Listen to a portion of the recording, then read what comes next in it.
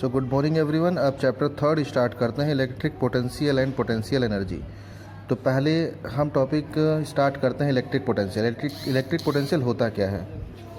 Work done to carrying a unit positive test charge from infinity to a point in electric field. Test charge यानी जिस charge का हम practical करेंगे। मान लेते हैं कि एक पॉजिटिव क्यू चार्ज है जो ओ पर है।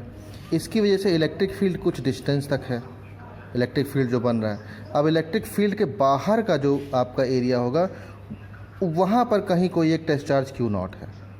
तो इसको हम इसके क्यू चार्ज से कितने डिस्टेंस पे मानेंगे? इनफाइनाइट पे, क्योंकि इलेक्ट्रिक फील्ड के बाहर है, कहीं भी हो। अब क्यू नॉट को लाया जा रहा है इलेक्ट्रिक फील्ड के अंदर किसी पॉइंट तक, ठीक है, अंदर किसी पॉइंट तक। कहाँ? मान लीजिए पी पॉइंट तक लाया जा रहा है जिसकी डिस्टेंस आर है प्लस क्यू से। तो उस लाने में जो वर्क डन किया जाएगा, इस टेस्ट चार्ज को लाने में जो वर्क डन किया जाएगा वो मान लें कितना है? W है। तो Q नॉट जो आपके पास है उस टेस्ट चार्ज को लाने में वर्क डन कितना है? W। और डेफिनेशन में क्या था? Unit positive charge. तो Q नॉट को लाने में वर्क डन W है, तो 1 यानी यूनिट चार्ज को लाने में वर्क डन कितना हो जाएगा? W upon Q not. तो पोटेंशियल आ जाएगा आपका W अपॉन Q नॉट। ये पोटेंशियल कहाँ होगा? इस पॉइंट P पर जो कि R डिस्टेंस पे है।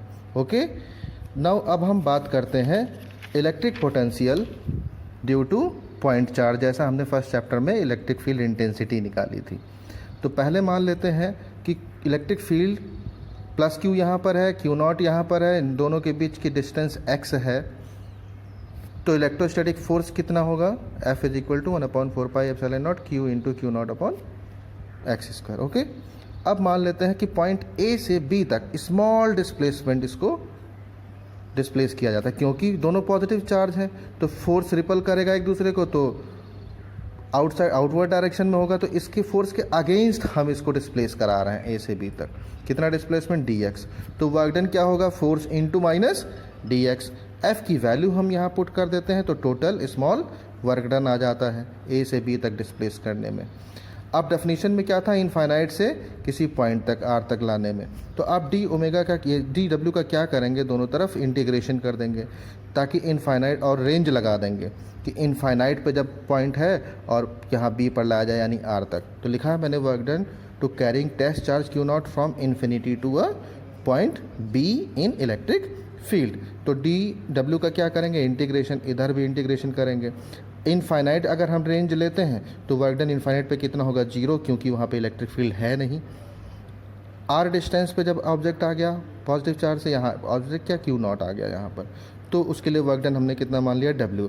इंटीग्रेशन आप जानते हो, इंटीग्रेशन में क्या करते हैं? जितने कांस्टेंट है वो सब बाहर कर लेंगे, वेरिएबल का करते हैं। तो वेरिएबल आएगा 1/x² into dx। X square को ऊपर लेके जाएंगे तो x पावर -2 हो जाएगा। अब x पावर -2 का हम इंटीग्रेशन करते हैं तो फॉर्मूला होता है इंटीग्रेशन का कि अगर आपके पास कोई क्वांटिटी है, जैसे x पावर -2 हमारे पास आ गया, उसका हम इंटीग्रेशन कर रहे हैं, तो फार्मूला क्या होता है कि उस पावर में हम 1 ऐड कर देते हैं और जो पावर वाली डिजिट है वही नीचे लिख देते हैं। तो आएगा कितना यहाँ पे? x पावर -1, और यहाँ कितना आ जाएगा? -1। तो ये -1 मैंने यहाँ लिख दिया है। x पावर -1 को नीचे ले आएंगे तो -1/x हो जाएगा। रेंज लगा देंगे। तो यहाँ से वैल्यू मैंने निकाल ली है W, ये आ गया आपका। क्या करेंगे? Upper limit minus lower limit रख करके पहले अपर लिमिट यानी ये R वैल्यू रख देंगे -1/R, फिर माइनस लगाएंगे -1/इनफाइनाइट।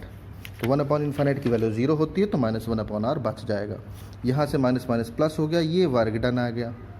पोटेंशियल निकालना है तो work done upon Q not होता है, क्यू नॉट से डिवाइड कर देंगे तो पोटेंशियल आ जाएगा। तो अब पढ़ते हैं electric potential due to an electric dipole. Dipole की वजह से किसी पॉइंट पर इलेक्ट्रिक पोटेंशियल कितना होगा? तो पहले एक्सियल पोजीशन की बात करते हैं। मान लेते हैं कोई एक डाइपोल है, डाइपोल की लेंथ आप जानते हैं यल इतना हो गया। P डिस्टेंस पे हमें निकालना है। मिड पॉइंट यानी डाइपोल के मिड पॉइंट से R डिस्टेंस पे P पॉइंट है, यहाँ पर हमें पोटेंशियल निकालना है। तो पहले प्लस Q की वजह से डिस्टेंस कितनी आएगी? पूरे R में से L हम माइनस कर देंगे, तो R माइनस L हमने ले लिया V1, ठीक है। V1 is equal to 1/4πε0 Q अपॉन R माइनस L, ये प्लस Q की वजह से। और माइनस Q की वजह से अगर P पे पोटेंशियल निकालना है तो R में L हम ऐड कर देंगे, तो टोटल डिस्टेंस आएगी AP की। तो V1 V2 निकाल लेंगे, ऐड कर देंगे, सॉल्व करेंगे इस तरह से।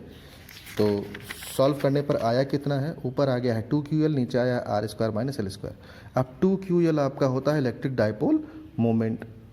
अब यहाँ पर जो लेंथ लेते हैं हम डाइपोल की वो बहुत छोटी होती है आर के अकॉर्डिंग, जो डिस्टेंस हमने लिया है। तो L square is ever less than R square, तो हम यहाँ पे एल स्क्वायर को निगलेक्ट कर देंगे। 2QL हमने पी रख दिया तो ये एक्सियल पोजीशन पे आ गई। इक्वेटोरियल पे निकालना हो तो ये एक डाइपोल है, आर डिस्टेंस पे कोई हमने इक्वेटोरियल पोजीशन पे एक पॉइंट पी ले लिया।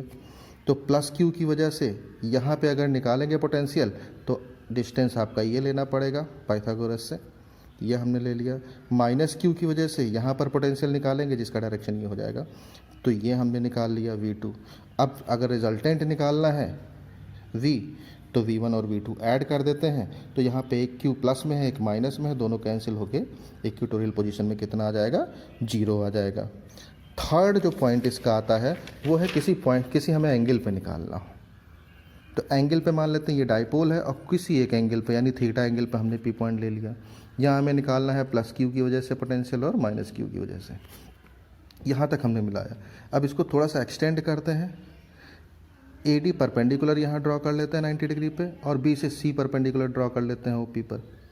अब जब परपेंडिकुलर ड्रॉ कर लेंगे ये और दोनों वर्टिकली अपोजिट, ये थीटा तो ये भी थीटा। यहाँ से हम वैल्यू निकाल लेते हैं किसकी, OD की। ये 90 डिग्री है, ये थीटा है, तो ये आपका बेस हो गया, ये हाइपोटेनियस, तो OD आपका आ गया L cos थीटा। ऐसे यहाँ से OC आपका आ जाएगा L cos थीटा। तो प्लस Q, ये जो डिस्टेंस है आपकी P से C तक और P से B तक, ये क्योंकि R हमने बहुत ज़्यादा डिस्टेंस पे लिया है L से, यहाँ मैंने लिखा भी हुआ है कि देखिए R is too greater than R। देखो, let P is at a large distance R from dipole at which potential is to be determined. अब है क्या, डाइपोल की लेंथ बहुत स्मॉल होती है, R हमने ज़्यादा ले ली है, लार्ज डिस्टेंस पे लिया है, तो ये P से C तक की डिस्टेंस और P से B तक की डिस्टेंस सिमिलर हो जाती है, लगभग बराबर होगी। तो उसके लिए मैंने लिख लिया है कि BP is equal to CP, और यहाँ तक की वैल्यू निकालनी है BP is equal to CP। तो ये पूरा यहाँ तक R है, तो R में से हमें ये OC माइनस करना होगा।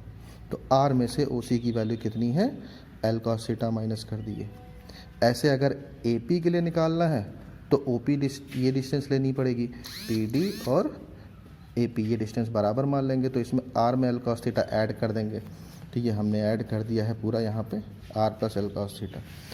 अब डिस्टेंस की जगह पे वैल्यूज़ रख देंगे, प्लस Q की वजह से Q अपॉन R minus L cos theta, और V2 निकाल लिया हमने। दोनों को फिर से क्या करेंगे, ऐड करेंगे जैसा हम पहले करते थे। डिनोमिनेटर इक्वल करेंगे, कुछ चीज़ें कैंसिल हो जाएंगी, बाकी ऐड कर देंगे। 2QL की जगह P रखेंगे, इलेक्ट्रिक डाइपोल मोमेंट होता है। L स्क्वायर क्योंकि बहुत स्मॉल हो जाएगा तो L square cos square theta को नेगलेक्ट कर देंगे। ये आपकी वैल्यू आ जाएगी किसी एंगल पे।